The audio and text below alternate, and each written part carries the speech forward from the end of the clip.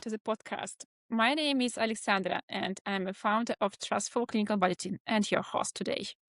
Today, I'm very happy to welcome Anna, a clinical research professional with about more than 25 years of experience.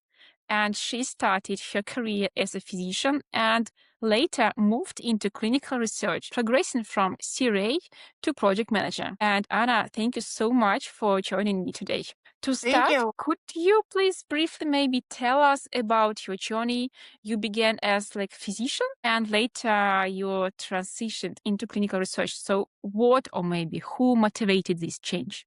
Hello, Alexandra. Thank you very much that you invited me today. So it is my first time when I'm participating in such activity, and I'm a little bit excited. So I started as a physician in the Cancer Research Center. I was responsible for laboratory, and after several years of work, I learned that there is such a field of research. It was absolutely new for me, and I decided to dig into and know more about it. So several of my colleagues worked both in the hospital and also in clinical research. So I decided to try as well, and started as a part-time clinical research associate. And it was interesting. It was new, and Okay.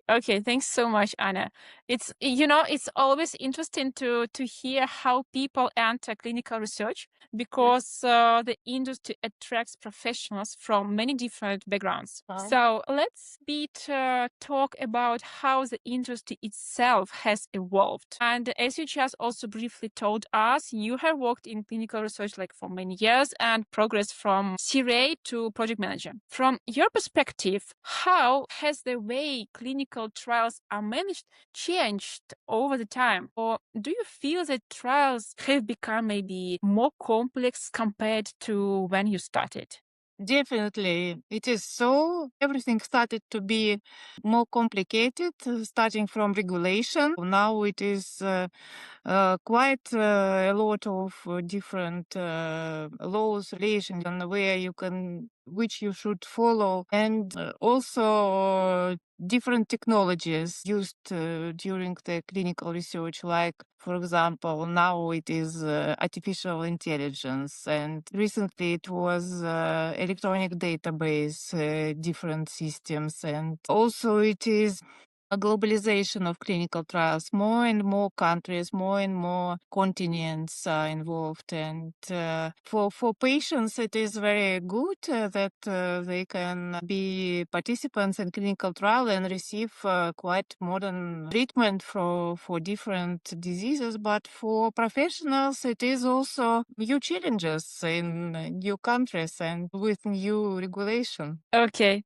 that's really interesting point, and especially when we think about day-to-day operational side of running studies. So, Anna, from your perspective, managing trials, what are the biggest operational challenge that CROs and also sponsors face during study management? I'm also curious about your experience with how companies they track projects, and many organizations say that we have got the project management platform, but sometimes they're not very even effective for the people who actually using them. So I would really love to hear your honest perspective based on your experience. In our company, we use so-called CTMS, Clinical Trial Management System, where we track calendar. That means different stages of the trial, milestones, sites visits, also action items and project deviation, protocol deviations. I think that's all what we track in particular this system. So we also use a special system for tracking of financial aspects of the study, and these two systems are not integrated.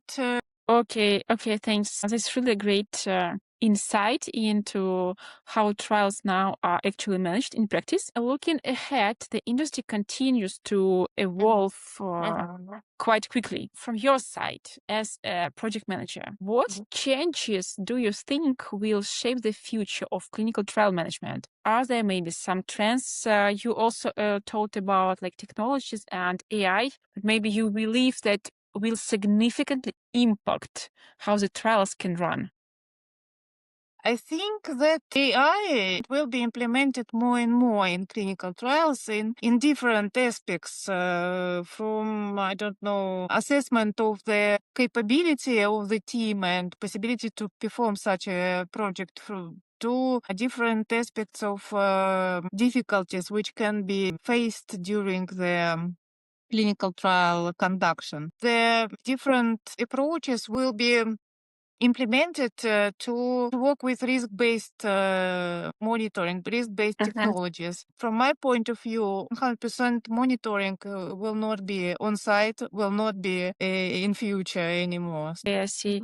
Okay. And before we close, I would love also to ask you something I'm planning to ask all our guests. Many people listening are also working in clinical research and, of course, hoping to grow into project management roles. So, what advice would you give to someone who wants to build a successful career in clinical trial management? And maybe one more question. Do you have got any books recommendations? It could be, something about maybe project management, career growth, maybe leadership, or even just a great book to read when you want to disconnect from your work. So the clinical trial professional, you always should learn, study everything, all new things, new regulations, new, I don't know, approaches, GCP updates, everything. So what you see new, you should learn and implement in your work because the world is changing. The world around you and the world of clinical trials. As for me, the most helpful book is a question and answer book, which is produced by some companies after FDA audits with recommendation what FDA is talking about this question or such a question. So they quite thick, and you can find answer to each of your question there. As for project management, I think PMBOK is for all others project managers in different fields. And for pleasure, I don't know what you like more, art, travel, So it depends on book, yeah. each Yeah. person. Okay, Anna, thank you so much for sharing your experience and insights today. It was really interesting to hear your perspective after so many years working in clinical research and managing trials. And of course, thank you everyone who listened to this podcast. I am Alexandra, founder of Trustful Clinical Budgeting, and this was our conversation with Anna about clinical trial management, operational challenges, and the future of project leadership in clinical research. If you enjoyed this episode, feel free to share it with your colleagues in the industry. Thank you for listening and see you in the next episode. Thank you. Bye-bye.